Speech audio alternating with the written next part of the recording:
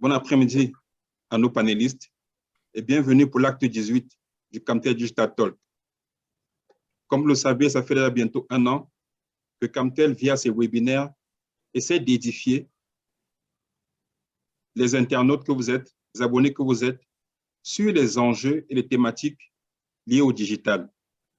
Nous sommes en effet à l'ère de la 4e révolution industrielle, qui est l'économie numérique, et notre mode de vie est en train de changer, est en train de muter. Pour cette 18e édition, nous allons faire un focus sur la digitalisation et la relation client. Nous allons aborder comme thème quels sont les avantages pour la digitalisation de l'expérience client. Pour nous accompagner cet après-midi, nous avons un panel de qualité, 4 personnalités qui font leur preuve dans ce secteur d'activité. Je m'en vais les présenter rapidement avant d'entrer dans le vif du sujet. Pour être galant, je commencerai donc par la dame qui est avec nous cet après-midi, Jolene Mokam, qui est responsable du département digital chez Aloe. Bon après-midi, Jolene. Bon après-midi. À côté de Jolene, nous avons une entreprise qui fait un peu beaucoup de buzz en ce moment sur le digital. Pour ceux qui suivent, beaucoup de pages sont sponsorisées, beaucoup de publications sont faites.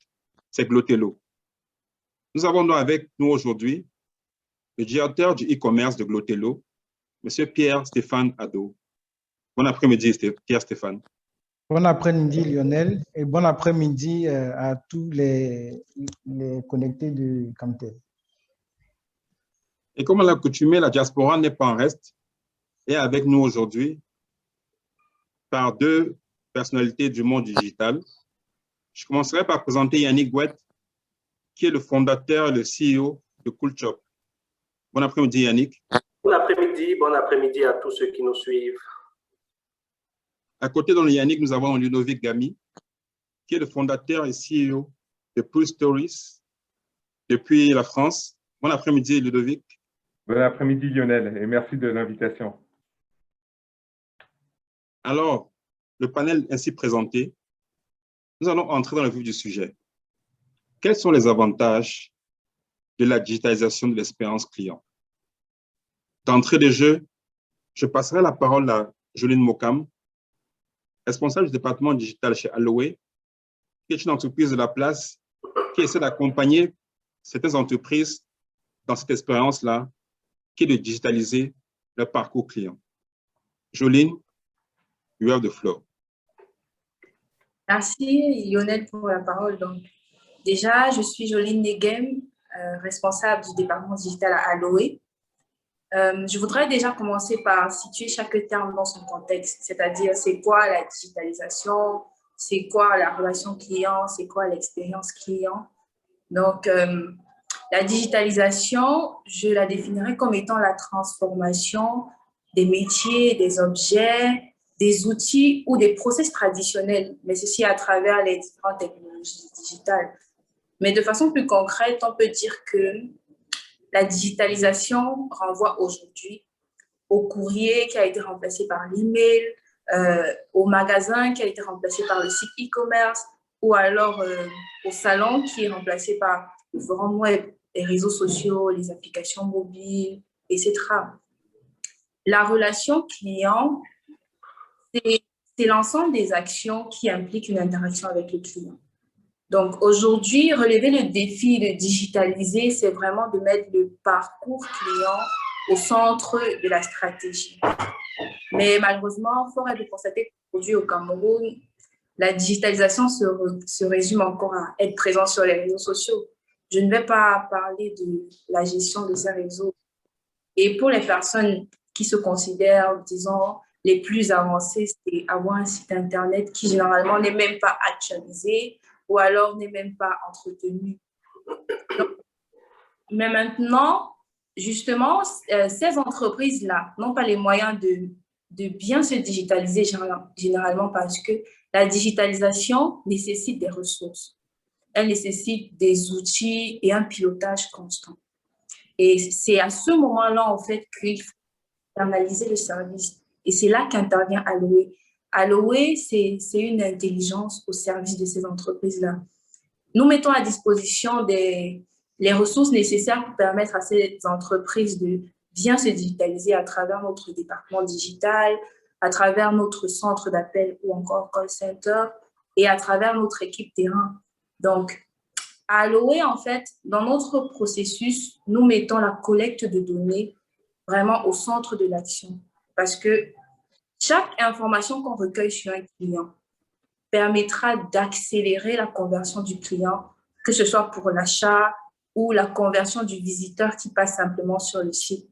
Par exemple, sur les réseaux sociaux, la collecte de données qu'on fera sur un visiteur ou sur un client, nous, après, ça nous permet de définir les différents profils des clients en fonction des entreprises qu'on peut avoir, que ce soit le client qui est dubitatif, le client qui est généralement très impatient, ou alors le client qui est toujours silencieux, etc.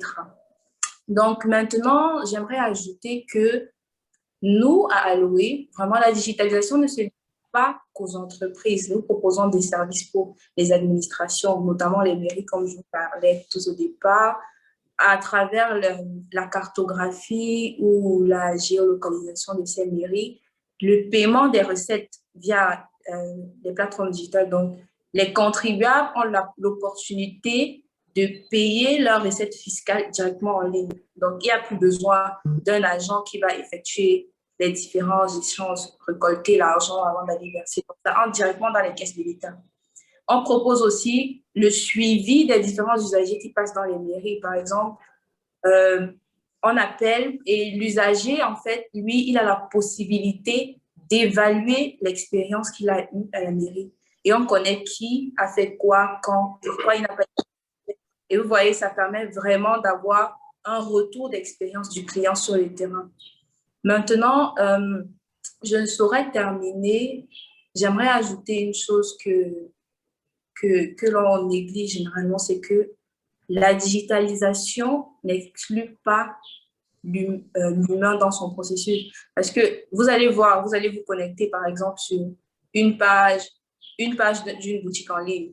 Il y a le message automatique qui va vous dire « nous ne sommes pas disponibles ».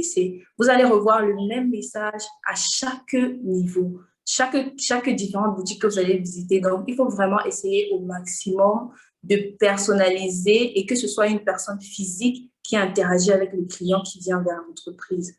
Donc déjà, c'est ça que je peux déjà dire d'entrée de jeu. Et je ne sais pas, après, avec les Merci Joline et bravo déjà pour ce que Aloe fait pour accompagner, notamment ce que je retiens d'entrée de jeu, c'est les mairies, qui représentent un peu l'administration qui est en cours de digitalisation. C'est plus nouveau chez les administrations que chez les entreprises et c'est à louer et à féliciter. Et ce que je retiens aussi, c'est que derrière, ton souci, c'est la robotisation de l'action parce que c'est la relation client. Il faut quand même l'humaniser. Il ne faut pas systématiquement que le client, dans son expérience, vive avec une machine. Exactement. Pour aller dans ton sens, tu as parlé de ceux des clients qui vont sur des pages de e-commerce et autres pour poser des questions. Je préfère donc rebondir dessus pour passer la parole à celui donc qui est le directeur du e-commerce chez Glotello pour que de son point de vue, il nous explique comment chez Glotello, qui fait du e-commerce, l'expérience client se construit avec le digital. Pierre-Stéphane, tu as la parole. Okay. Merci Lionel. Donc, je suis Pierre-Stéphane Ado, le directeur du e-commerce à Glotello. Alors, ce qu'il faut savoir, c'est qu'avec la digitalisation aujourd'hui, de nouveaux comportements sont apparus chez les consommateurs à la recherche de simplicité, de rapidité, quel que soit le canal qu'ils utilisent. Alors, ces nouveaux comportements ont posé chez nous deux conséquences. D'une part, les différents points de contact entre les clients et nous se sont multipliés. Je peux donner notre exemple. Nous avons des boutiques physiques parce que nous faisons aussi de la vente directe. Nous avons la boutique en ligne nous avons la boutique mobile, nous avons le téléphone, nous avons les réseaux sociaux, nous avons WhatsApp, nous avons Messenger et nous avons nous avons même le service après-vente. Alors, cette multiplication de points de contact nous oblige à adapter notre stratégie pour répondre aux exigences des consommateurs.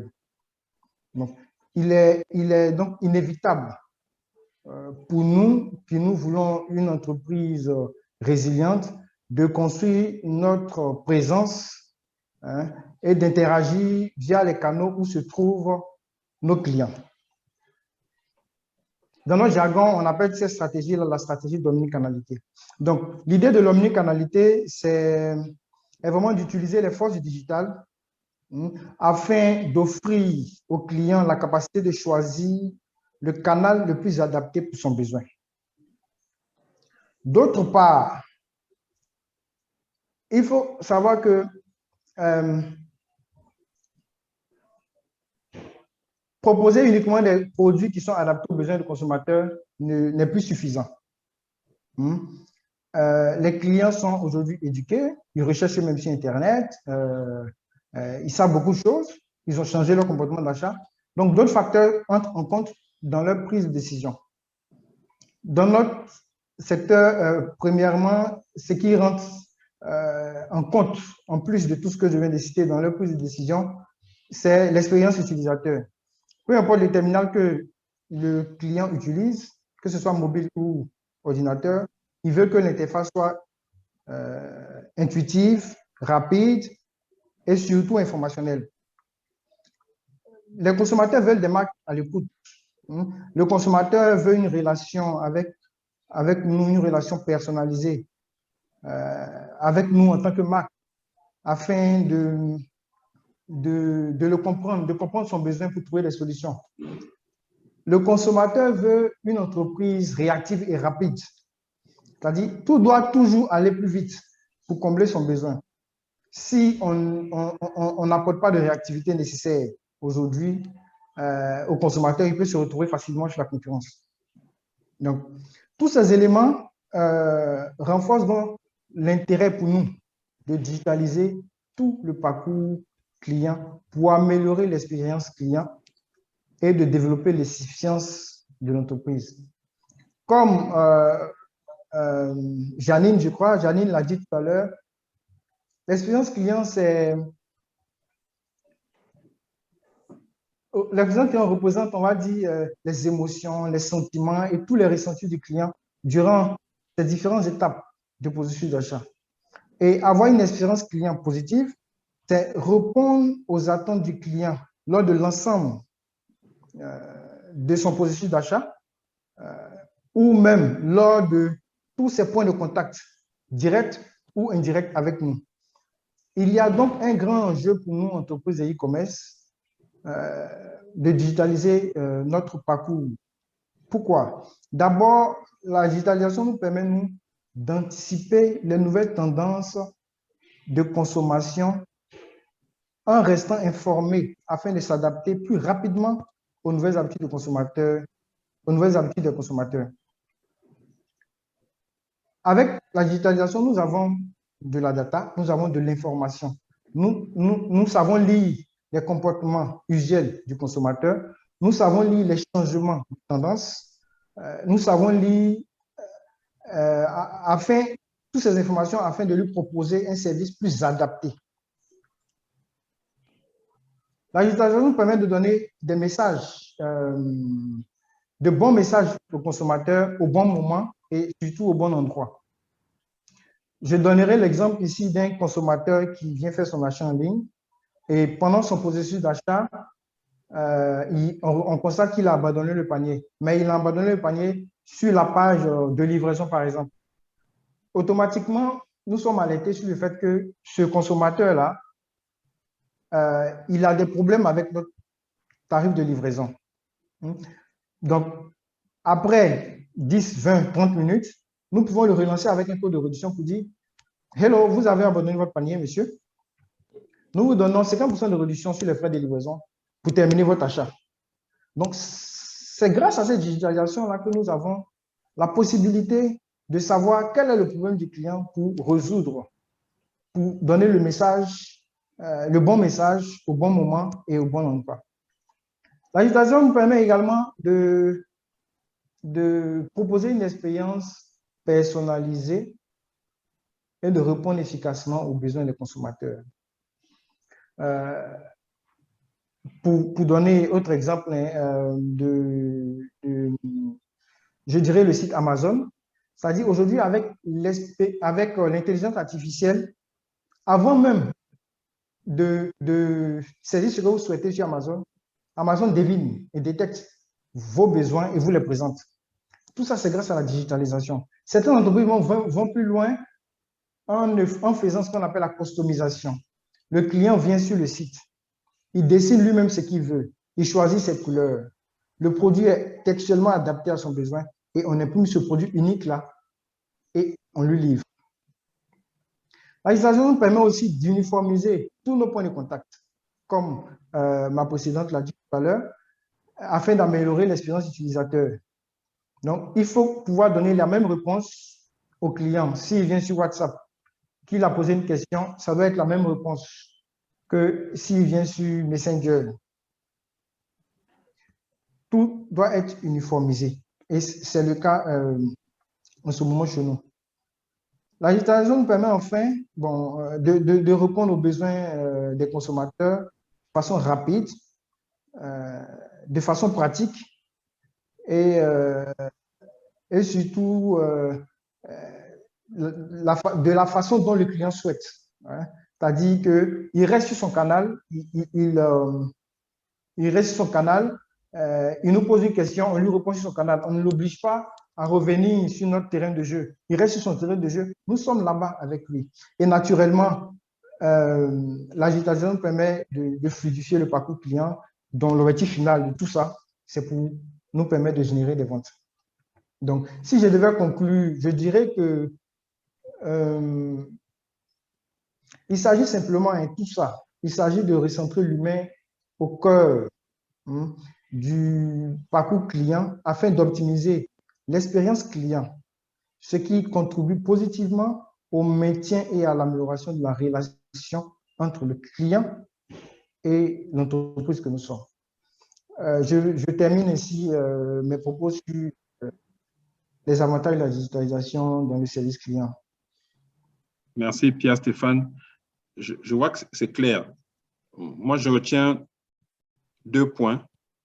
Le volet omnicanal, qui permet donc de diversifier les différents ports d'entrée et requêtes de sollicitation des clients. Et je retiens le volet personnalisation, qui est lié en fait à la collecte d'informations que nous avons obtenues par les différents outils omnicanaux. Ça permet donc derrière de pouvoir adresser de manière précise et presque sur mesure les attentes et les préoccupations des clients. D'où donc l'avantage de digitaliser le parcours ou l'expérience client. Je vais passer la parole pour avoir notre avis d'une autre activité qui est un peu aussi du e-commerce. C'est une application aujourd'hui qui permet d'acheter de la pizza en ligne. Son responsable fondateur avec nous aujourd'hui, Yannick. Coolshop. Quels sont les avantages au niveau de Coolshop de digitaliser l'expérience de vos clients? D'accord. D'accord, merci Lionel et merci pour tes questions. Bon, avant que je ne commence, je vais aussi me présenter. Yannick, oui, tu l'as déjà fait. Je travaille à peu près depuis 15 ans dans le domaine du e-commerce et j'essaye tout de suite d'apporter ma petite contribution en me basant naturellement sur le cas de Coolshop comme tu l'as évoqué.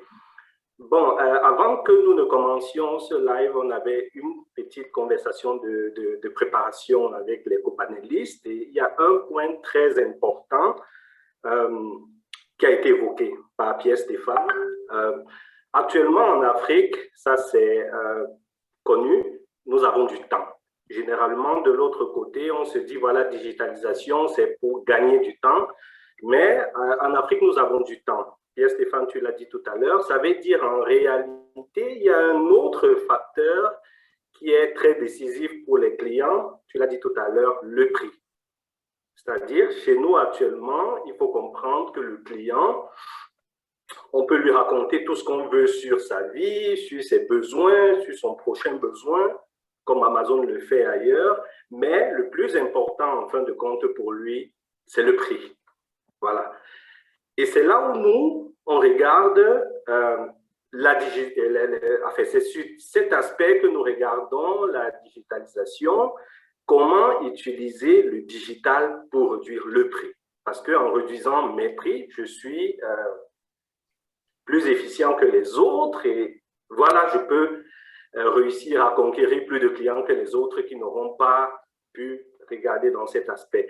Actuellement, je vais prendre un exemple tout simple. On a des clients, un client qui a plusieurs pizzerias, Yaoundé, Douala, 3-4 pizzerias. Sans la digitalisation, qu'est-ce qui se passe pour commander des pizzas? Il faut appeler l'agence de Kondengui, il faut appeler l'agence de sauce, il faut appeler l'agence de pastos. Ces 3 agences où il faut peut-être 3 personnes assises là pour recevoir ces commandes. Avec la digitalisation, on peut décider tout simplement d'avoir un centre quelque part qui reçoit les commandes de manière digitale. Par exemple, à travers notre application, c'est ce qu'on fait. On passe les commandes, ça arrive dans une centrale et cette centrale peut organiser le dispatching d'autre manière. Donc, en fait, avec cette solution, il réussit, bon, je vais le dire comme ça, c'est un peu cru, mais remplacer 3 personnes par une personne. Voilà. C'est pareil pour tous les restaurants. En fait, il faut regarder aussi de ce point de vue. On a regardé du point de vue des clients, mais il faut regarder du point de vue de ceux qui ont des services à offrir. Nos clients sont d'abord des restaurants qui viennent sur la plateforme pour proposer leurs services. Sans la plateforme, qu'est-ce qui se passe? Le restaurant dispatche ses menus du jour le matin à tous ses clients. C'est quelqu'un qui est assis et qui doit aller de téléphone en téléphone, envoyer des messages WhatsApp à tous les clients pour leur donner le menu du jour. Voilà, c'est fait. Il a balancé à sa liste de 200 clients. Je ne sais pas combien de temps, chacun peut estimer combien de temps ça prend. Ensuite, il faut recevoir des clients, des commandes. Il faut recevoir les commandes. Ça veut dire qu'il faut encore quelqu'un qui est assis là, recevoir, noter sur papier, balancer à la cuisine, organiser un peu. Ce sont des ressources qu'un petit restaurant qui débute n'a pas forcément. Voilà. Généralement, ce sont les cuisiniers qui le font. Et qu'est-ce qui se passe? La qualité de la cuisine en souffre parce qu'on a quelqu'un, ça j'en connais beaucoup parce que je suis dans ce milieu, qui est partagé entre le téléphone et la cuisine. Quelle solution on peut offrir à cela? On peut offrir une solution digitale qui n'est pas obligée de concevoir de 0 à 100. Une solution digitale comme la nôtre, une plateforme sur laquelle il vient s'inscrire. Qu'est-ce qui se passe? Les clients, dès qu'ils le savent, vont dessus, ont le menu du jour actualisé peut-être la veille au soir et n'ont plus besoin d'effectuer une communication qui occupe le restaurateur. Le restaurateur peut faire sa cuisine ou bien préparer ses choses et prendre chaque heure 5 minutes pour regarder le listing et voilà. Il a les mêmes informations qu'il a eues avant à travers les appels, à travers toute cette communication. Donc, en fait, je voulais dire, une autre façon de voir les choses, c'est de dire que les entreprises qui s'engagent dans la digitalisation réussissent à améliorer leur effectivité, ce qui permet de réduire les coûts, ce qui est tout ce qu'on cherche en Afrique. Donc, ça, c'est un point. Deuxième chose, je veux aussi aller du côté du client. Bon, le client peut se dire à ce moment-là, bon ça m'est égal, moi j'appelle, c'est le restaurant qui en souffre.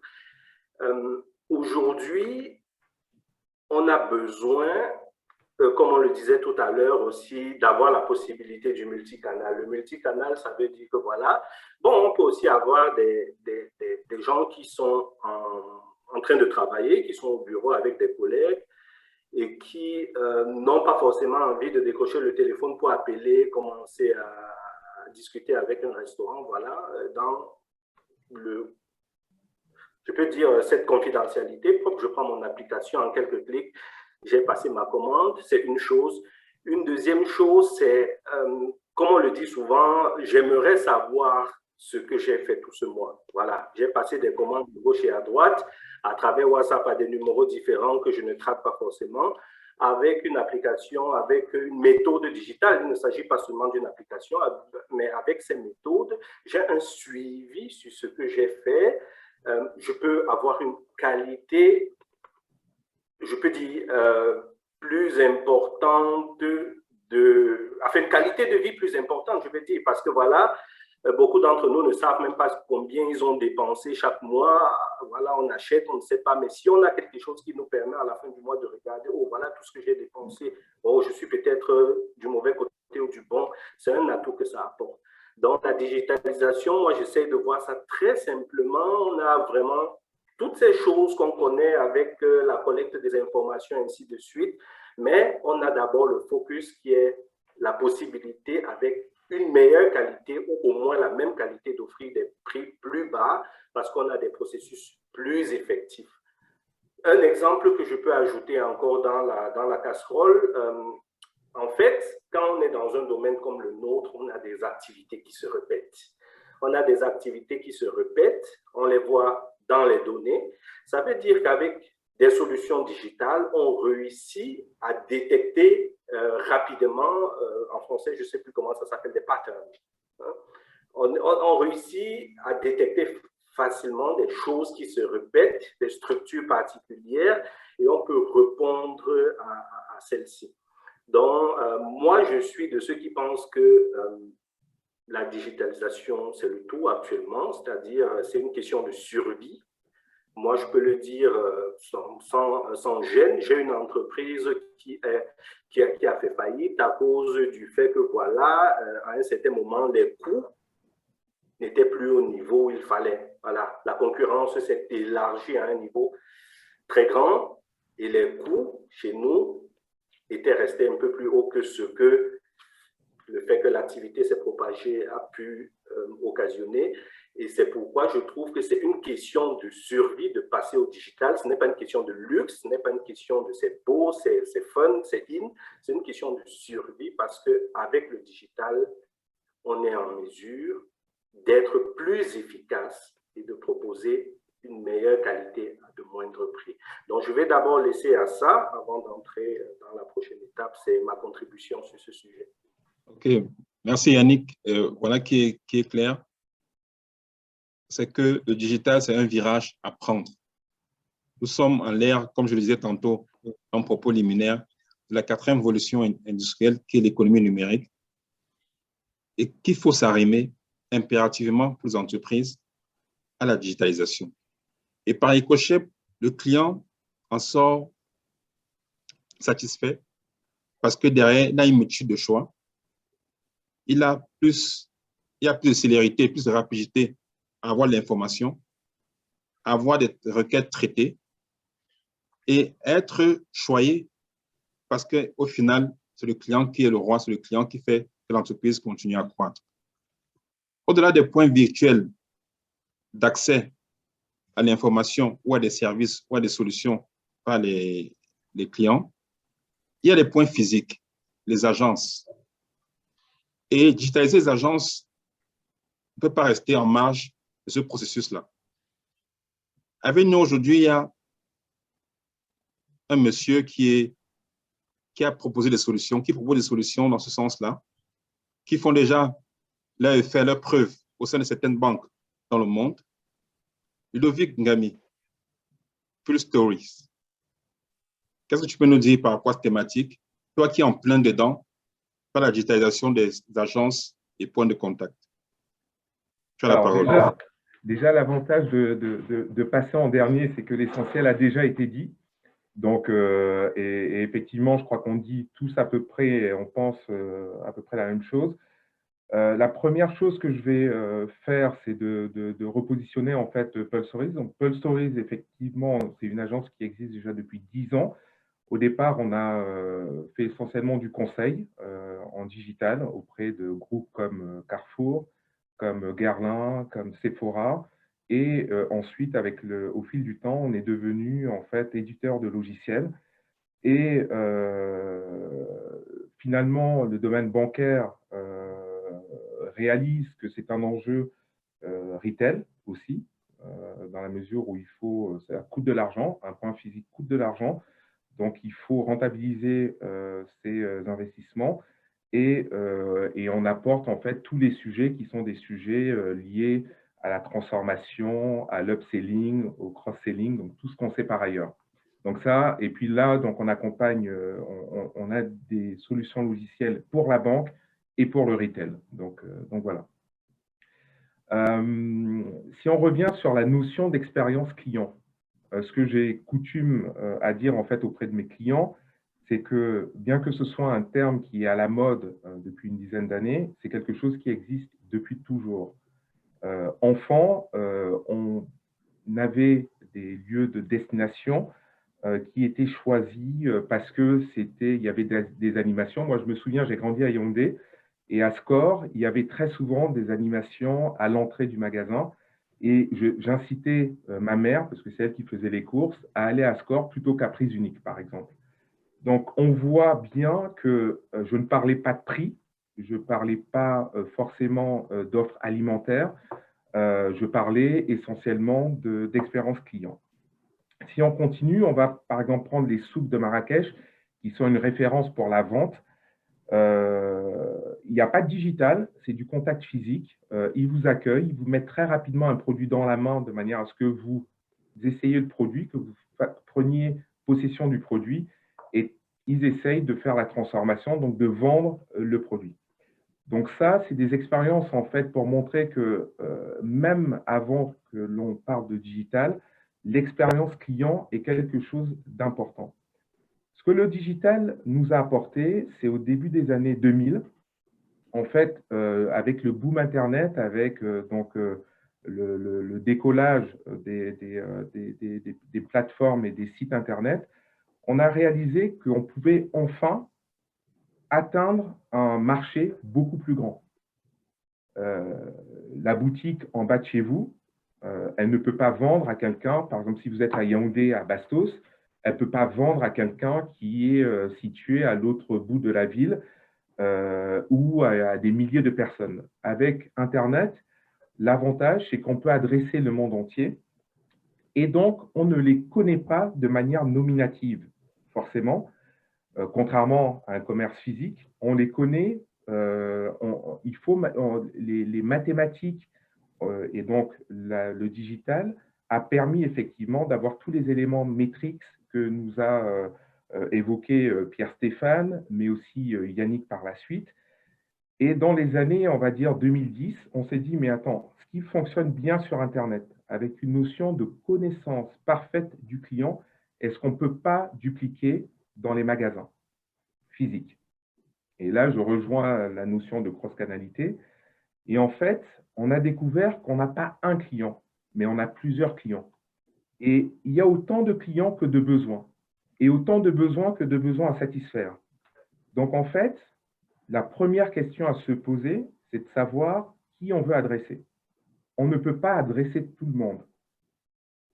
À partir de là, donc l'entreprise définit une stratégie et dit, moi, voilà la cible, voilà ma cible, et met des actions avec des agences comme celle de Joline, par exemple, toute une stratégie digitale pour pouvoir attirer le client, une stratégie de communication publicitaire pour attirer le client sur le point de vente. Et à partir de là, elle a le client enfin chez lui. Et qu'est-ce qu'on fait? Il faut transformer. Pour transformer, pour moi, il y a plusieurs choses. Il y a l'expérience générale et globale que l'on va mettre dans la boutique. J'avais noté, par exemple, l'expérience Abercrombie. Je ne sais pas si vous êtes déjà allé, peu importe où dans le monde, mais dans une boutique Abercrombie. Ils ont misé leur croissance, non pas sur le produit, mais sur l'expérience. Vous entrez, des mecs super bien gaulés, des nanas super mignonnes et une ambiance feutrée avec de la musique à fond.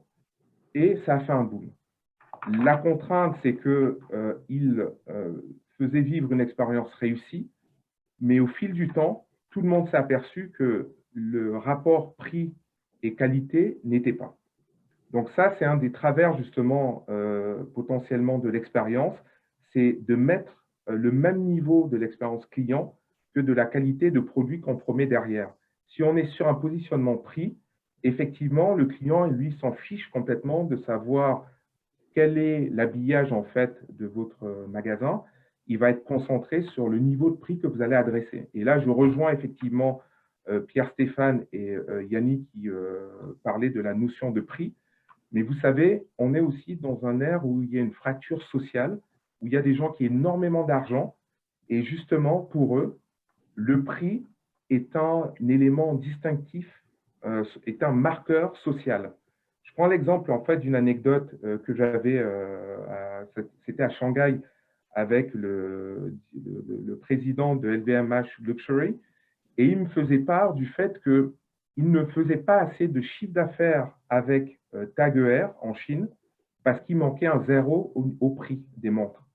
Parce qu'un Chinois, quand il achète un article pour montrer qu'il a de l'argent, il faut que ce soit cher, et tellement cher que son voisin ne l'est pas.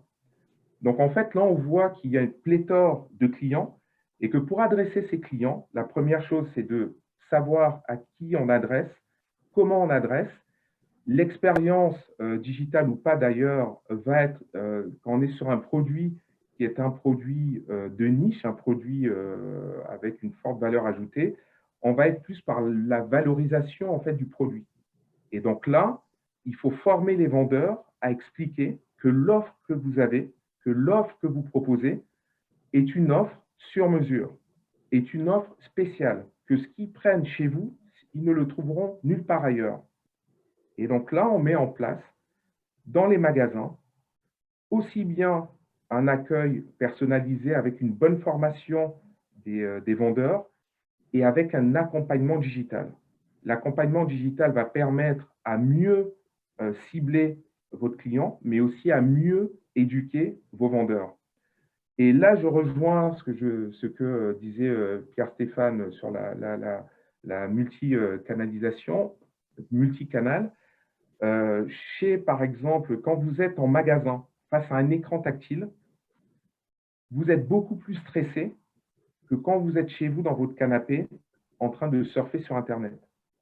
Donc, en fait, le lieu et le temps que vous avez accordé à l'interface machine est un élément clé pour la qualité de la relation. Donc, en fait, on voit qu'il y a plusieurs paramètres comme ça à prendre en compte. Et l'exemple que je vais vous donner, tu parlais, Lionel, de mon expérience dans les banques. Donc, je travaille avec 2 banques qui sont des banques majeures, Attijari Wafa sur toute l'Europe et avec Ecobank sur l'Afrique. Et en fait, avec eux, chacun d'eux a un produit, une solution logicielle chez moi qui est différente. C'est-à-dire qu'en fait, ils ont 95% de troncs communs, c'est-à-dire c'est les couches basses de la partie logicielle, mais toute la partie expérientielle, objectif de la relation client, est-ce que c'est de faciliter les opérations à forte valeur ajoutée? Est-ce que c'est de recruter des nouveaux clients? Est-ce que c'est de traiter rapidement les clients? Donc, en fait, tout ça est pris en compte et on réussit à restituer ça au sein de nos logiciels en intégrant de l'intelligence artificielle, comme tout le monde utilise aujourd'hui, avec le bon sens aussi, c'est-à-dire c'est de prendre en compte tout ce qui a déjà été vécu par les sachants. Pour moi, les sachants, ce sont ceux qui travaillent dans l'industrie. Quand je viens dans une banque, en plus avec les noms que je vous ai cités, ou que quand je travaille avec le groupe LVMH, moi, ma petite expérience, je ne fais pas le poids face à eux. S'ils ont l'expérience et le positionnement qu'ils ont, ça veut dire que tout n'est pas à jeter. Et donc, en fait, on intègre de manière extrêmement humble l'ensemble de l'expérience qu'ils font vivre à leurs clients, qui est en fait leur savoir-faire, et on l'intègre dans le digital. Et le client, en fait, il ne faut pas qu'il arrive dans un espèce d'environnement complètement gadget, où on lui demande de faire des choses, pour certains en plus en Afrique, mais même en Europe, où ils ne sont pas forcément lettrés, où ils n'ont pas forcément la facilité d'entrer en interaction avec l'outil Internet. Donc, en fait, ça, c'est tous les éléments qu'il faut prendre en compte de manière à pouvoir créer une expérience réussie aussi bien en magasin. Et ce que je rajoute, il faut que l'expérience magasin soit en conformité avec la stratégie.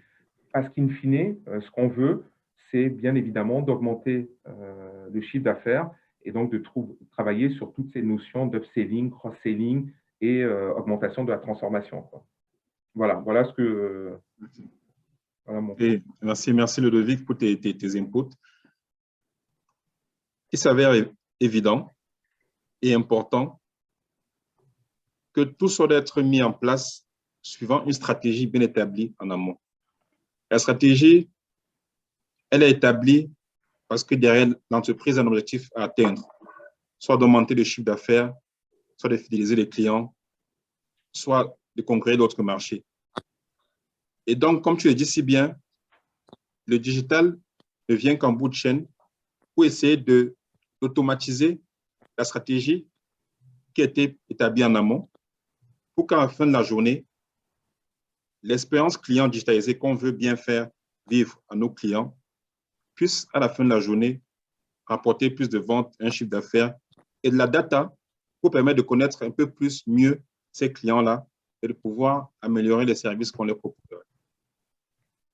Avant qu'on ne prenne quelques questions, parce que là, il y a des questions des abonnés déjà qui crépitent, j'aimerais faire un tour de table après ce premier échange, en commençant par Joline, en parlant d'Aloé.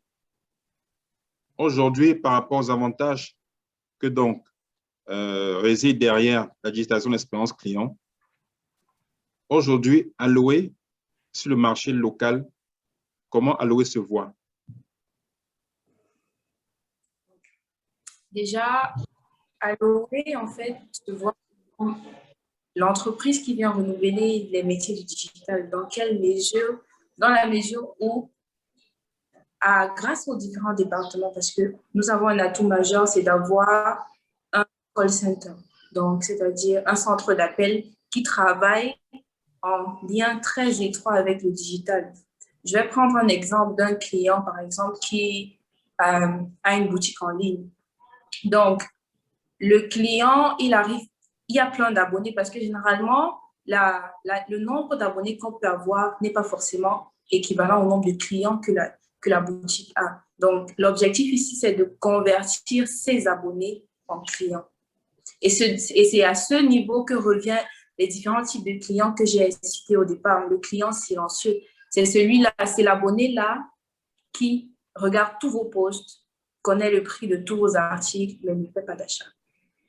Il y aura le client, maintenant il est silencieux. Pourquoi? Est-ce que c'est parce qu'il doute de la qualité du produit? Est-ce que c'est parce qu'il n'a pas les moyens de s'offrir les différents produits? Et comment savoir ça? C'est aller vers le client. Le digital, ce n'est pas seulement d'attendre que le client vienne à nous pour avoir l'information, pour effectuer l'achat, mais la particularité, ce que nous faisons à Aloé au niveau du digital, c'est vraiment d'aller vers les clients, d'aller vers les abonnés. Je vais beaucoup parler des utilisateurs d'Internet, d'aller vers eux, pouvoir entrer en contact avec tous les abonnés d'un client, par exemple. Parce que généralement, même, vous allez voir le client avant d'effectuer l'achat, il a découvert, par exemple, la marque sur Facebook. Il part sur Internet, il tape le nom de l'entreprise pour voir s'il y a des articles, s'il y en a un site Internet. Il lit les avis des personnes sur les commentaires sur Instagram avant d'effectuer l'achat. Et tout ce temps qu'il prend à vérifier tout cela, c'est du temps où il aurait déjà pu effectuer l'achat et ça fait un chiffre d'affaires en entreprise. Donc, vraiment, la logique, c'est d'aller vers le client. C'est que l'entreprise interagit directement en tant que personne avec l'utilisateur, avec son abonné ou avec les personnes qui vont commenter les publications, qui vont interagir. Donc, il y aura aussi le client qui va venir réclamer, se plaindre sur les différentes plateformes, sur les différents canaux. Et c'est là, en fait, parce que parfois, avec le digital, on est limité dans le contact, dans le suivi du client. Qu'est-ce qui s'est passé? Si vous avez, par exemple, acheté un produit, pourquoi ça ne marche pas?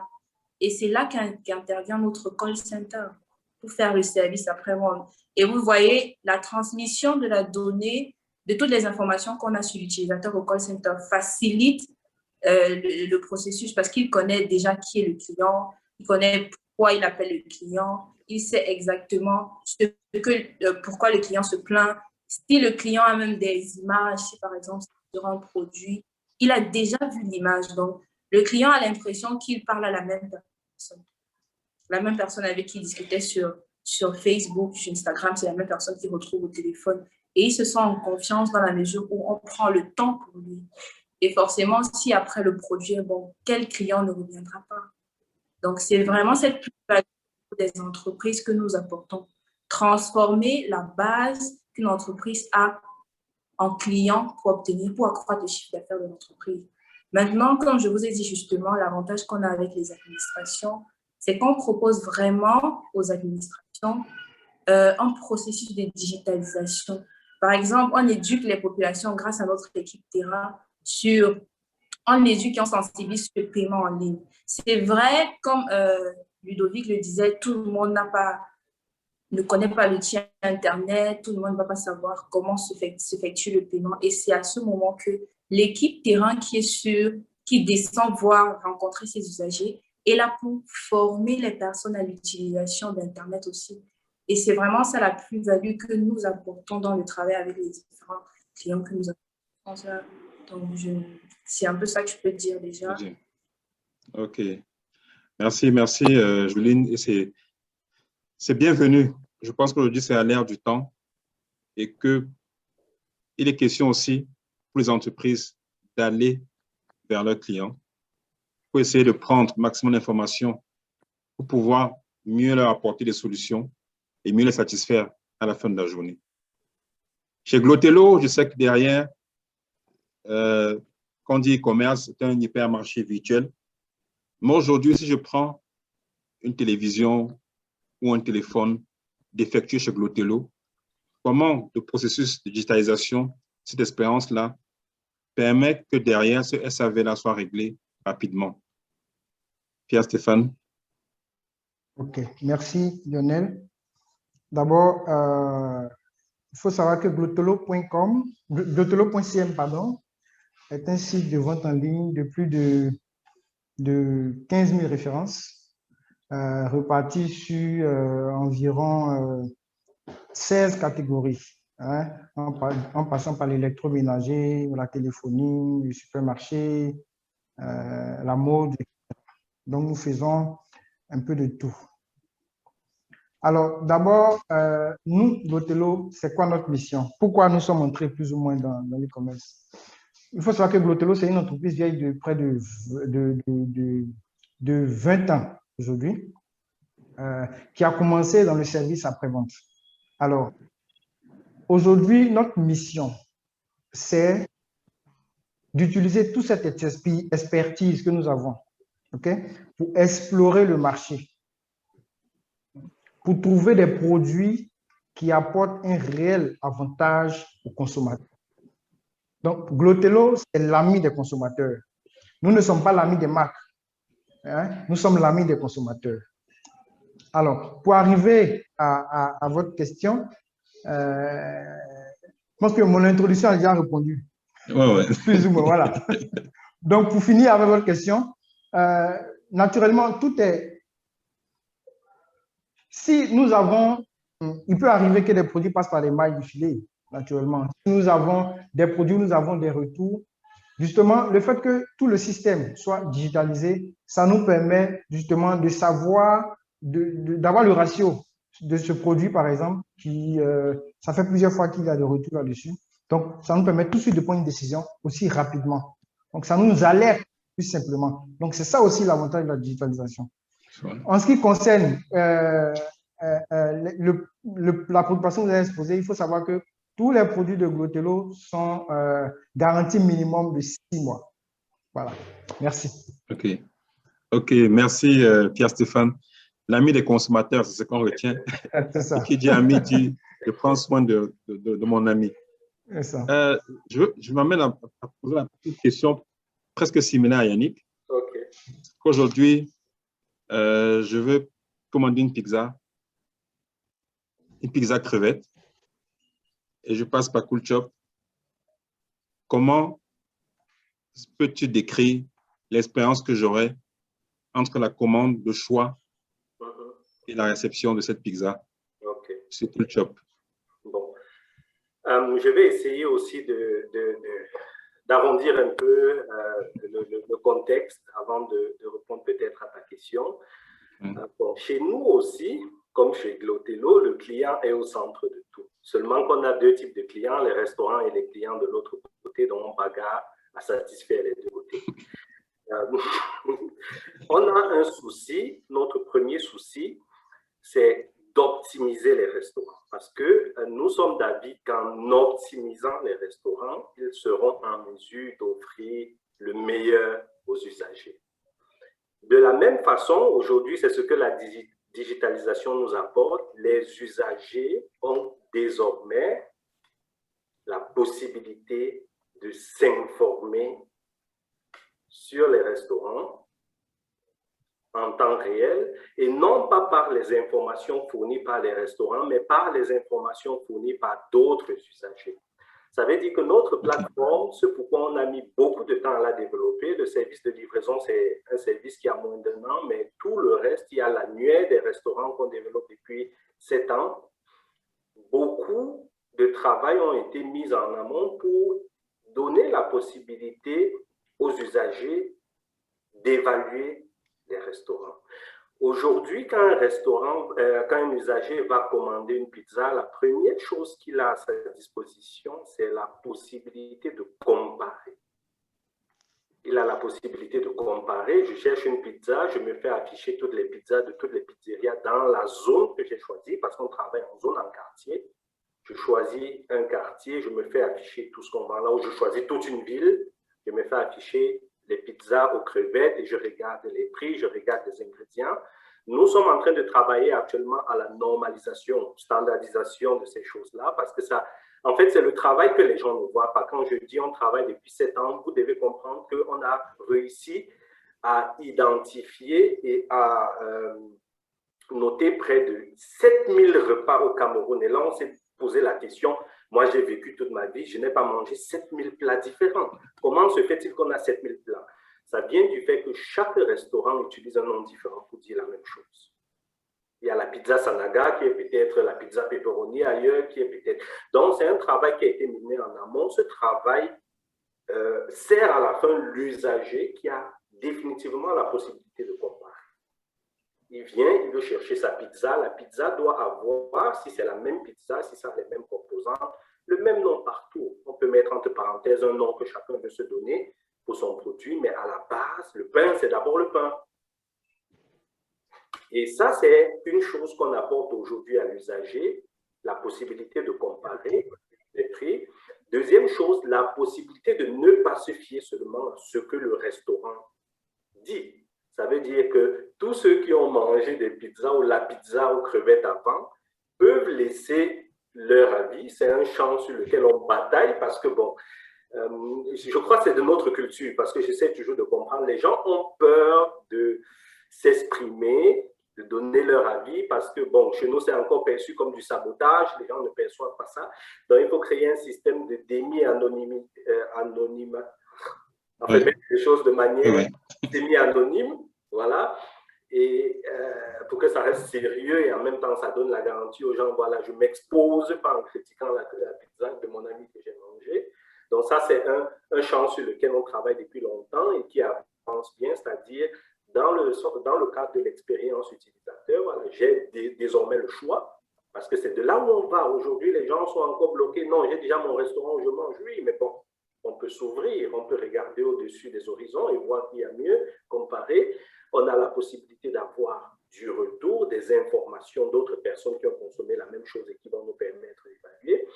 Ensuite, on avance, on a commandé la pizza et on veut se faire livrer. Là intervient encore une chose, peut-être les gens ne s'en rendent pas compte. Si vous êtes dans le Twitter 237, dans l'environnement Twitter camerounais, vous avez suivi ces derniers mois le gros débat sur les services de livraison qui vendent le plat à 1000 francs, la livraison coûte 1000 francs. C'est absurde, en fait. À nos yeux, c'est absurde. J'achète un plat à 1000 francs, les frais de livraison, c'est 1000 francs. Du 100%, c'est absurde. Et tout ça, grâce à nos données qu'on a recueillies, ça c'est une des fonctionnalités sur lesquelles on travaille d'arracher actuellement. On va vers les restaurants, on dit, ben, vous êtes à Bastos. En fait, il y a deux catégories de clients, on doit toujours différencier, mais je vous donne en général parce qu'on n'a pas le temps de développer tout ça. Oui.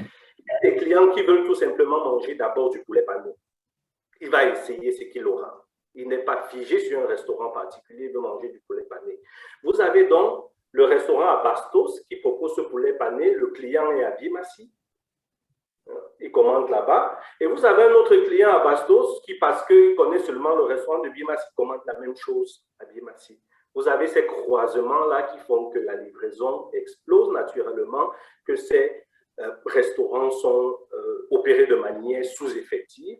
Et nous, ce qu'on apporte à partir de la digitalisation qui nous permet de collecter les informations, c'est un reclassement de tout ceci, c'est-à-dire le client de Bastos achèterait tout d'abord à Bastos, le client de Bimassi achèterait à Bimassi. Et dans le cas où il n'est pas satisfait naturellement par la décision d'acheter ailleurs, mais qu'est-ce que ça apporte de plus au client? À nos yeux, on veut faire disparaître les frais de livraison au Cameroun. On est en train de travailler dessus pour les restaurants. C'est absurde que quand j'achète mon repas de midi à 1000 francs, je paye un autre 1000 francs pour me faire livrer. Surtout que la plupart des clients qu'on a actuellement, ce sont des clients qui, comme on dit, des achats répétés. C'est-à-dire celui qui travaille, il a sa pause, il doit manger tous les jours. Voilà. Donc, ce sont des choses concrètes que la digitalisation apporte à l'expérience client parce que, voilà. Ensuite, je me fais livrer ma pizza parce que je l'ai acheté à Bastos et j'habite à Bastos. Les délais, c'est comment? Les délais sont réduits. La qualité, en termes d'un problème qu'on a très souvent, c'est la nourriture qui ne chauffe plus parce qu'on a traversé toute la vie. La qualité est là. Quand je reçois ma nourriture chaude, la qualité est là. J'ajoute encore un petit point même qui vient de m'échapper. Je continue. La qualité est chaude et voilà le point qui a failli m'échapper. C'est en fait, tout à l'heure, je parlais de qualité. Celui de Bimassi qui a acheté à Bastos, peut-être parce qu'il pense que Bastos, la concurrence que crée une plateforme qui a actuellement 700 restaurants dessus, c'est que tout le monde va se mettre à niveau, en fait. À un certain moment, ceux qui seront bons vont tirer tous les clients. Ceux qui seront moins bons vont être tirés par ceux qui sont bons. La qualité va augmenter. Elle ne sera jamais la même parce qu'il y a des chefs et il y a des moins bons chefs. Mais voilà, ce sont des choses concrètes qu'on apporte à l'expérience client. On apporte une pression que moi j'ai vécue, que j'ai traitée. Ce sont des clients qui sont insatisfaits et qui laissent un avis. Les avis, naturellement, sont un peu modérés. On n'a pas le droit de les effacer, mais on modère. Ça veut dire que ça ne doit pas être du sabotage, des insultes. Mais qu'est-ce que la vie fait à un restaurant? Ça lui met de la pression. Ça lui met de la pression parce que cet avis est public sur la plateforme. Ce n'est pas une injuste, ce n'est pas du sabotage, c'est une réalité que c'est une note. Ouais. Donc, l'expérience client sur toute la chaîne sera améliorée par un produit comme CoolShop qui ne se veut pas au début comme un produit commercial, mais qui se veut comme le fruit d'une recherche qui pourra apporter à tout l'écosystème, les restaurants, comme les usagers, une expérience inoubliable. Ok, merci Yannick. Moi, je retiens la notation parce qu'on a vu d'autres plateformes de cinéma, de musique où derrière, grâce aux notations des utilisateurs, ça permet d'influencer en fait le choix de streamer ou de télécharger un film ou de la musique. Et dans le même esprit, ça peut être très utile pour le choix d'un restaurant ou autre. Exactement. On parle de notation et je suppose que dans les points fixes des agences, dans le système de Ludovic, il y a forcément notation. Parce que quand le client, une fois qu'il est ramené dans un point de contact, va forcément noter peut-être le service déjà qu'il a reçu au sein de l'agence ou même la solution qu'il a eue pour faire de notation. Est-ce que c'est véritablement le cas dans la solution de Pulse Stories? Est-ce qu'après, en second, il y a un pont entre la solution digitalisée au sein du point de contact et tout ce qui est plateforme digitale, de requête d'informations et autres? Alors, là, pour revenir à ce que l'on fait effectivement, donc nous, c'est un peu plus compliqué parce qu'on est en B2B2C, c'est-à-dire qu'en fait, on est avec un client qui est une banque, là en l'occurrence, et qui, elle, a des clients à satisfaire. Donc, on doit satisfaire la banque et satisfaire en fait les clients de cette banque. Bon.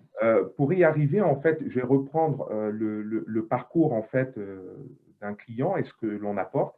Déjà, en termes de bénéfices, on apporte une réduction à peu près de 30 à 40 minutes, voire 1 heure chez certaines agences bancaires. C'est-à-dire qu'il faut savoir, et vous êtes bien placés pour le savoir, ceux qui sont au Cameroun, en banque, on peut passer 2 heures. Donc, ça devient presque une expérience négative que d'aller voir son conseiller. Ce que nous, on a mis en place, on met en place en fait une double entrée. Donc, soit on a, depuis son application, la possibilité de voir l'ensemble des agences qui sont disponibles pour l'opération que je souhaite, préciser l'opération que je veux, choisir mon agence, être mis sur une file d'attente, ou alors on a la possibilité d'arriver directement en agence et de prendre un ticket au travers d'une interface tactile. Et à partir de là, on est identifié et on suit tout le parcours. L'avantage de ce tracking, ça permet en fait de remonter énormément de données, donc de la data. On va savoir le nombre de personnes qui viennent dans l'agence, pourquoi ils sont venus, et au final, on va croiser avec les données du CRM pour savoir les taux de transformation. Je vais prendre un exemple tout simple pour vous donner l'avantage que ça, parce qu'aujourd'hui, il y a bien évidemment, chacune des banques a un CRM. Le fait le CRM, lui, va compiler en fait toutes les données transactionnelles. Donc, je viens chercher, changer de l'argent, je suis vu par le système. En revanche, si je ne fais pas d'opération parce que, in fine, j'arrive devant mon conseiller et je n'adhère pas à l'emprunt que j'étais venu faire, il n'y a aucune trace aujourd'hui dans le CRM. Donc, nous, on va réussir à pouvoir analyser le parcours et si à un moment donné, il y a une rupture dans le parcours, comme disait Pierre Stéphane sur Internet, nous, ça va être pareil. On va identifier pourquoi le parcours s'est arrêté à cet endroit-là et ça va remonter sur donc le marketing qui va essayer de comprendre pourquoi on n'est pas allé plus loin. Donc ça, c'est intéressant. C'est-à-dire qu'en fait, on a la traçabilité en fait, de chacune des opérations dans l'agence. On peut faire aussi un benchmark entre la productivité de chacun des vendeurs, la réussite qu'ils ont, pourquoi le client était venu, qu'est-ce que j'ai réussi à lui placer. Et le tout permet non seulement de pouvoir analyser le parcours client, redéfinir éventuellement le dispatch entre les différents opérateurs, augmenter une caisse dans certaines agences, enlever une dans une autre. Par exemple, et là je peux en parler chez un de mes clients à Abidjan, ce qu'on a fait, c'est qu'en fait, quand vous arrivez pour une opération, par exemple, de caisse qui nécessite un contrôle supplémentaire, avant, comment ça se passait? Ils arrivaient, ils faisaient la queue et potentiellement, tu viens retirer 10 millions et on te dit, non, en fait, il te fallait tel papier. Donc, tu as déjà fait 1h30, voire 1h40 de queue pour qu'on te dise, in fine, qu'on ne peut pas satisfaire à tes exigences, quoi. Donc là, nous, chez ces clients-là, ce que l'on fait, c'est qu'en fait, dès qu'on sait que tu viens, par exemple, pour une opération qui demande une authentification ou une vérification, on fait la vérification et si dans les 10-20 minutes, la vérification donne le fait que tu as tous les documents, tu restes dans la file d'attente, sinon on t'éjecte en te demandant d'aller chercher les documents qui te manquent. Ça, c'est une expérience, par exemple, réussie, qui fait qu'en fait, le client est satisfait parce que c'est lui qui a oublié de prendre un document et il n'a pas attendu beaucoup de temps. Donc, ça, c'est vraiment le gros avantage de la digitalisation dans ce sens-là. Et c'est une des promesses en fait qu'on apporte, c'est-à-dire qu'en fait, 100% de nos clients revoient chacun des processus au sein de leurs agences et ont réussi tous les 6 mois à peu près à rajouter un outil pour raffiner en fait leur stratégie dans le parcours client. Et à la fin du parcours, comme tu posais comme question, il faut savoir quelle est la satisfaction du client. Et c'est grâce à cette satisfaction qu'on va savoir l'état de performance que l'on a dans la relation client. Donc, effectivement, à la fin du parcours, on demande en fait au client, il reçoit une notification sur son téléphone et on va rattacher en fait, parce qu'on sait qui il est, et on va rattacher à la personne qui l'a reçu et cette personne et l'agence seront notés en fin de parcours.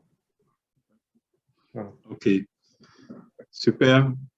Je pense que l'ensemble de ceux qui nous écoutent, et moi avec, nous sommes en train de mesurer et d'apprendre davantage sur les outils, sur les concepts autour de la digitalisation de l'expérience client et les avantages qu'il y a derrière. Ça va au-delà de gérer un service après-vente ou juste une préoccupation d'un client. Ça va au-delà de ça parce que derrière, ça permet d'affiner même de se projeter, d'anticiper sur ce que le client veut demain. Nous allons prendre donc quelques questions des abonnés. Je pense qu'on a une ou deux séries de questions. Henri? Oui, bonsoir à tous. On a donc deux séries de questions. Je vais passer directement à la première série. Okay. Les premières questions s'adressent à Joline. Première question, concrètement, être une entreprise digitale pour vous, c'est quoi? Deuxième question, si on se dit que la digitalisation est l'ensemble des services après-vente en ligne, Aloe fait-il dans cette prestation de service? Maintenant, les questions pour Pierre-Stéphane. Première question, offrir au consommateur les produits adaptés à ses besoins est une bonne chose, mais si son budget ne suit pas, que faire? Deuxième question, l'expérience client serait d'entrer dans votre enseigne pour prendre une offre. Maintenant, question pour Yannick Bouet. Première question, vous parlez de la manière d'utiliser le digital pour réduire le prix. Pourtant, le consommateur a l'impression qu'avec le digital, le coût est en hausse. Pourquoi cela? Deuxième question, finalement, la digitalisation ne facilite-t-elle pas la vie en la rendant plus chère? Maintenant, question pour Ludovic Gamy. Monsieur Gamy, vous êtes en train de décrire un processus de converter analysis, mais n'est-il pas remarqué qu'en Afrique, ce processus n'est pas souvent appliqué? Donc, voilà pour la première vague. OK. On commence donc par Joline.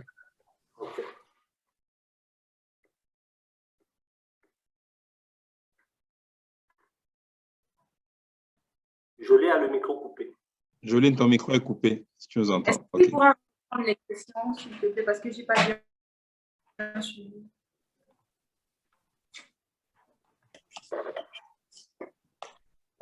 Je reprends les questions. Oui, je n'ai pas bien suivi. Oui. Donc, pour Joline, la première question, c'était concrètement, être une entreprise digitale pour vous, qu'est-ce que c'est? Et la deuxième question, c'était si on se dit que la digitalisation est l'ensemble des services après-vente en ligne, Aloe fait-il dans ce type de prestation de services?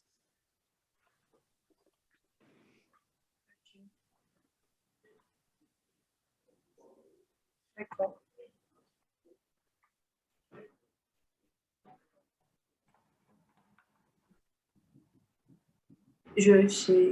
OK. Donc, la première question, tu as dit concrètement, être une entreprise digitale, c'est quoi? Oui, c'est bien ça. Donc, déjà, être une entreprise digitale, je vais toujours partir sur le cas d'Aloe, c'est vraiment déjà connaître tout, avoir toutes les ressources nécessaires pour aider, pour réussir le processus de digitalisation, c'est-à-dire tous les outils, que ce soit le département, que ce soit sur la mise à disposition des plateformes digitales pour les différents clients auprès desquels vous allez vous retourner, que ce soit au niveau du centre d'appel, parce que le centre d'appel, certes, à certains, vient au niveau de la prospection.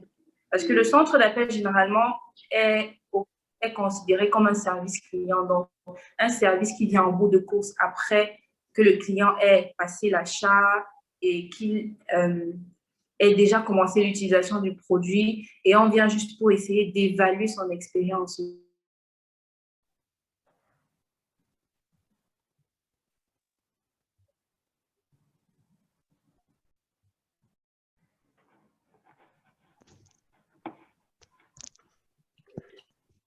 J'ai l'impression qu'on a perdu.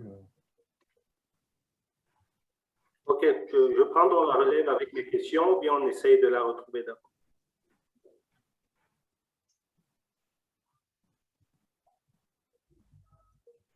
Je prends la relève. Oui, Yannick, je pense que tu vas prendre la relève. Je pense qu'on a perdu. Bon, j'ai noté 2 questions et une question dans le chat, donc ça fait 3 questions auxquelles je vais essayer de répondre avec un exemple très simple. Déjà, de 1, aujourd'hui, avec le digital, il est possible de comparer. Donc, c'est très possible de comparer le prix d'une marchandise qui est offerte, puisque voilà, dans le digital, c'est affiché, de la comparer aussi avec le physique et puis de se faire une idée. Tout ce que je peux ajouter dessus comme exemple de ma propre expérience dans le commerce en ligne, de la mode, dans le domaine de la mode, on commence sur plusieurs piliers. Comme Ludovic l'a dit au début, l'avantage du commerce en ligne, du digital à ce niveau-là, c'était de pouvoir atteindre les masses. Donc, j'ai une boutique à Yaoundé, j'ai une boutique à Douala, j'ai une boutique à Bafoussam. Ce sont les 3 villes qu'on regardait à l'époque. Voilà. Ça veut dire quoi? Ça veut dire 3 loyers, ça veut dire du personnel sur les 3 locations. Voilà. Ce que nous, on a fait, dont à l'époque c'était Bogos, ce qu'on a fait, c'est de dire, voilà, on met une centrale à Yaoundé, on met un entrepôt à Yaoundé qui gère toutes ces 3 villes. Donc, en fait, la réduction des coûts est claire. La réduction des coûts logiques est claire. Je n'ai plus de loyer à Douala, je n'ai plus de loyer à Bafoussam. Après, maintenant, on ne peut pas débattre sur la structure des prix des autres. Il y a d'autres qui ne payent pas d'impôts, il y a d'autres qui payent, il y a tout un mélange sur lequel on ne peut pas discuter. Mais je voulais faire comprendre, en fait, comment le digital permet de réduire les coûts. Après, chacun peut exploiter à sa façon. Ça, c'était pour la première question. La deuxième question, j'ai l'impression que c'est la même chose. Il était question de digitalisation. Ici, ça ne rend pas les choses plus chères. Non, la digitalisation, c'est un investissement qui se fait une fois pour toute la vie. Bon, ça va être actualisé en fonction des nouveaux outils qui vont arriver. Mais en réalité, ça se ramène un peu à ce que j'ai dit tout à l'heure. En termes de commerce, je ne veux pas parler pour toutes les branches, mais en termes de commerce, c'est ça. C'est que j'essaye d'automatiser ce qui est automatisable. Naturellement, il faut laisser l'humain au centre, il faut laisser la communication aussi avec l'humain. Mais quand il y a des choses qui se répètent et dont on n'a pas la nécessité, voilà, d'avoir un humain derrière, quand il faut couvrir des larges périodes de temps, par exemple, moi je vendais du 24 heures sur 24. Il y a des gens, ils rentraient du boulot, c'est à minuit, qui passaient la commande. Ça, vous avez des difficultés à gérer ça en présentiel avec des employés qui sont assis à minuit au bureau. C'est difficile. Donc, en fait, c'est clair, c'est logique. Si vous trouvez le contraire quelque part, la question, la réponse est ailleurs. Ce n'est pas dans la digitalisation, mais c'est dans d'autres magouilles qu'on peut trouver. Moi, je vais appeler ça comme ça, mais voilà. La dernière question, c'est une question très intéressante. La base de données client appartient au restaurant ou à Cool Shop. Bon, le client appartient au restaurant ou à Cool Shop. Cool Shop fait la publicité de son application et des restaurants qui sont derrière. C'est Cool Shop qui a fait sa publicité. C'est Cool Shop qui gagne ses clients. C'est Cool Shop qui pose dans la base de données. Mais ce que nous faisons, puisque le restaurant a besoin des informations clients pour opérer ses livraisons, on transfère les informations du client au restaurant. Il en a besoin, naturellement. Mais le propriétaire des données, en fait, on ne va pas chez un restaurant, lui dit « donne-nous tes clients pour les digitaliser ». Non, on va chercher nous-mêmes nos clients qui viennent s'ajouter en top des clients du restaurant. Ou bien si les clients du restaurant décident que voilà, c'est un moyen plus pratique parce que voilà, j'ai même par exemple l'historique de mes dernières commandes et j'ai ceci et cela.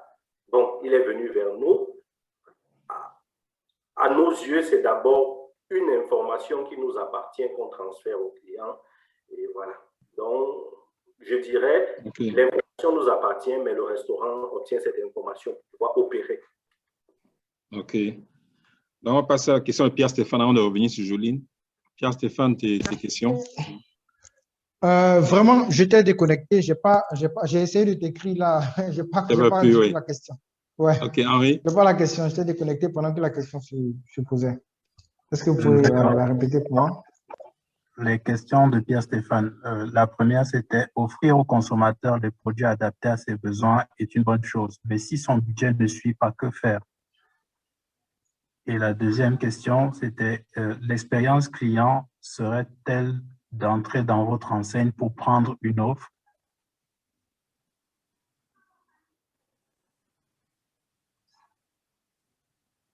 Alors, je reprends la première question. Offrir des produits adaptés au consommateur, c'est intéressant, mais si son budget n'est pas suffisant, que faire? C'est bien ça? Bien ça. OK. Et la seconde? La seconde, l'expérience client serait-elle d'entrer dans votre enseigne pour prendre une offre?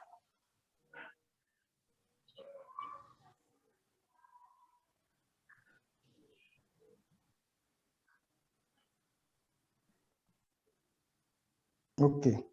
Bon, je vais commencer par la seconde.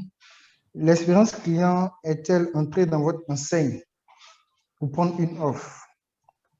Comme on l'a dit, l'expérience client, c'est tout contact avec nous. C'est-à-dire, une fois que vous contactez l'entreprise, que ce soit même par un simple message, WhatsApp ou un Messenger,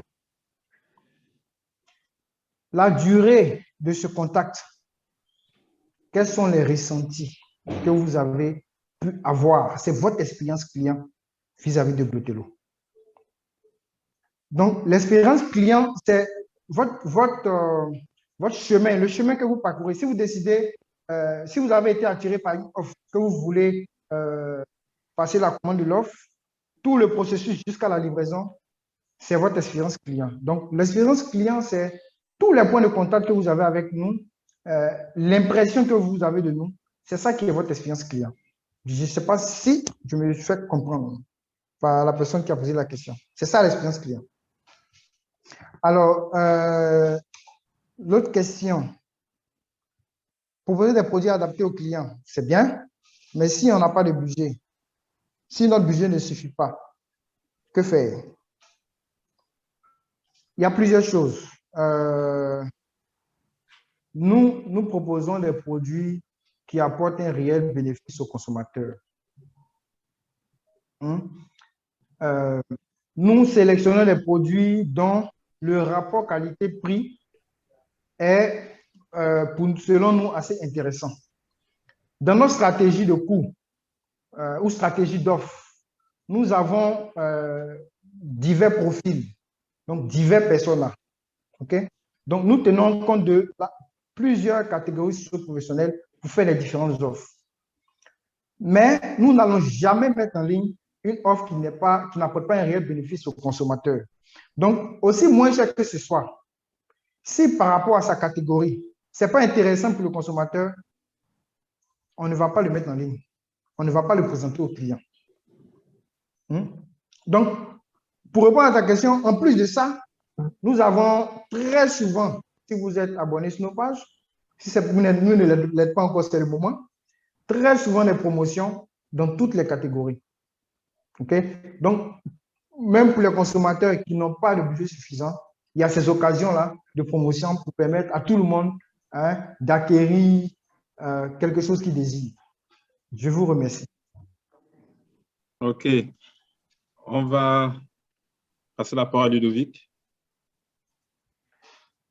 Alors, si la question, c'était de savoir si des outils de transformation étaient mis en place, en fait, par des clients africains, oui, c'est le cas, parce qu'en l'occurrence, je vous parlais de mes expériences dans les instituts bancaires.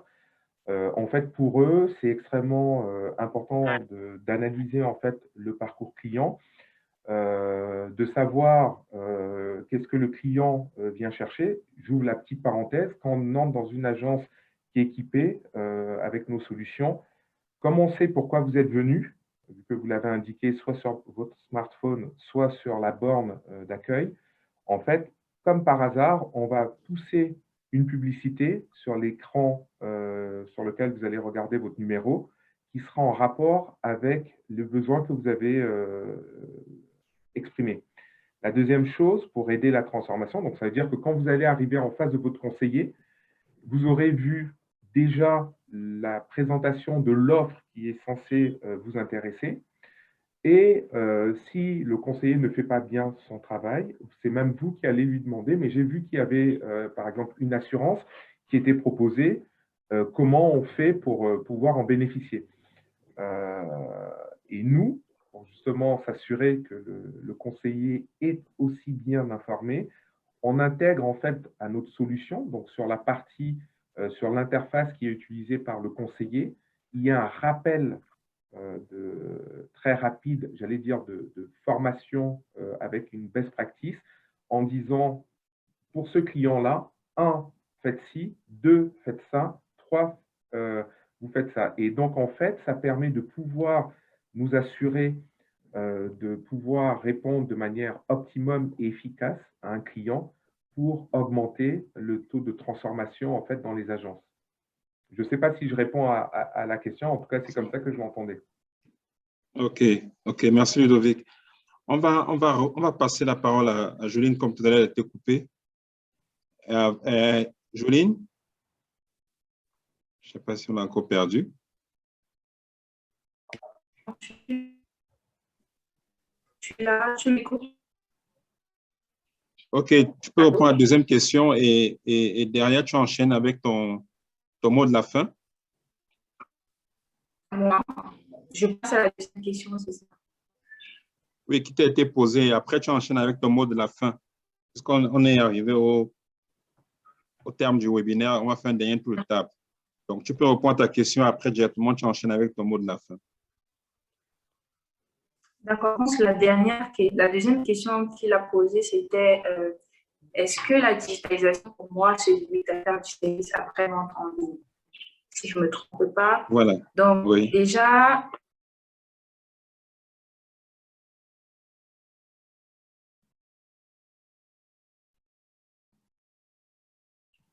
Je crois qu'on l'a à nouveau perdu. On a un peu perdu. Donc, on va revenir si elle revient. Donc, comme je vois Yannick en face de moi, je passerai à Yannick pour son… Attends, elle est revenue, c'est bon. Okay. Donc, je disais, le service, c'est vraiment en bout de course. Parce que la digitalisation, c'est pouvoir, que ce soit à la vente ou produire du CA, comme si on était sur un point de vente physique. Donc, la digitalisation, c'est pouvoir collecter les données des utilisateurs, c'est pouvoir les stocker et les gérer, c'est pouvoir convertir l'utilisateur lambda qui est peut-être abonné à votre page ou qui n'est même pas abonné à votre page en client de votre entreprise. La digitalisation, c'est pouvoir pousser le consommateur, l'utilisateur, l'abonné à effectuer un achat. La digitalisation, c'est pouvoir faire le suivi.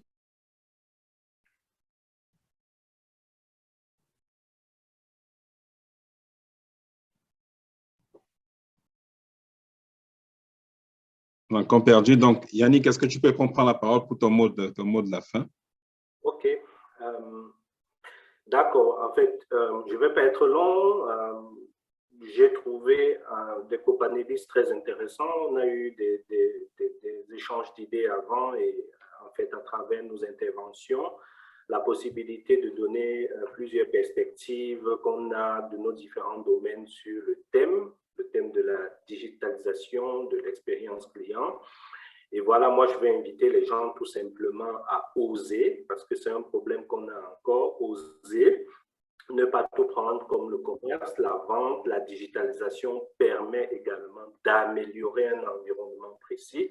Tout à l'heure, j'ai parlé dans notre cas de l'environnement des restaurants. Ils ont beaucoup de difficultés qui sont possibles de résoudre à travers la digitalisation. J'ai donné des exemples. Les usagers sont une composante très importante de tout ce processus à travers le feedback. Tout commence par le feedback. C'est par là que les gens de l'autre côté apprennent qu'on n'est pas satisfait et se donnent comme objectif d'améliorer cette expérience, d'améliorer cette qualité.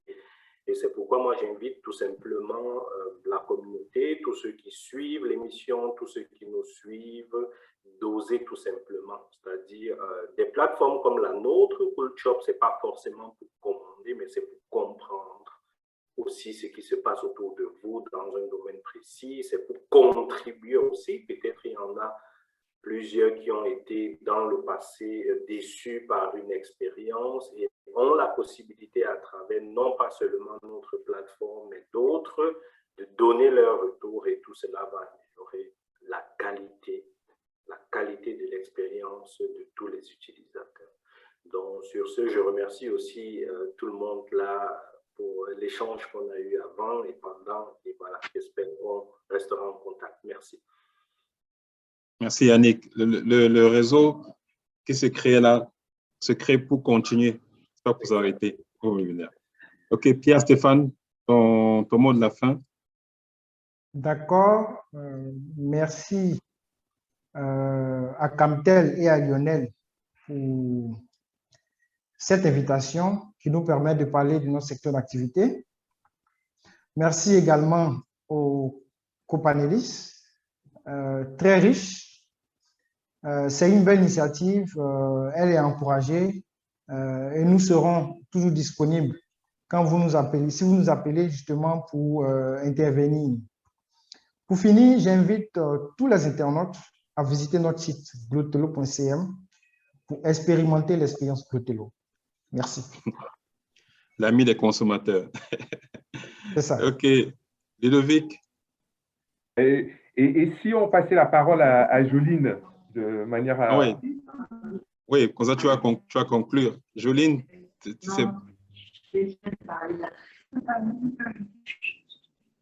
sa connexion dérange encore. Bon, bah écoute. OK, vas-y, Ludovic. Très bien. Déjà, effectivement, je tiens à remercier donc l'invitation et je trouve que c'est une très, très bonne initiative de Camtel et de toi, forcément, Lionel. Je t'en avais fait part quand tu avais pris contact avec moi. Ça permet de voir qu'il y a des choses extrêmement positives aussi qui se passent dans notre pays. C'est aussi très riche l'échange que l'on a eu avec Yannick, Joline et Pierre-Stéphane. Donc ça, c'est très, très intéressant et ça montre le niveau de compétence en fait, que l'on peut avoir au niveau du numérique. Et l'expérience client, en fait, c'est quelque chose dont il faut prendre en compte, non seulement effectivement sur les interactions digitales, sur des pure players, mais aussi en magasin. Et ce que j'invite aussi quelque part mes clients qui ne sont pas forcément, ou futurs clients, qui ne sont pas forcément que dans la banque, je pense à tous les lieux en fait qui accueillent du public et qui se posent la question de savoir comment mieux les comprendre, comment mieux les recevoir, comment adapter une offre et récupérer un maximum de data sur les espaces physiques, de prendre contact avec nous. On est extrêmement réactif et dans chacun des pays dans le monde dans lequel on intervient, on a des partenaires nationaux qui connaissent très bien le marché et qui peuvent faire toute la partie service après-vente. Donc voilà, merci de cette vitrine, merci à tous les autres pour cet échange et j'espère à très vite. Merci à Pierre-Stéphane, merci à Yannick, merci à Joline. Merci à Ludovic d'avoir participé à l'acte 18 du Camtel Digital Talk. L'objectif est d'édifier, de vous édifier, vous, chers internautes, chers abonnés, sur les enjeux et thématiques liées au digital. Ce n'est qu'un début. L'aventure va continuer. Rendez-vous mardi prochain pour le prochain Camtel Digital Talk. Merci encore à tous qui nous ont suivis. Bonne soirée à tout le monde. Bye.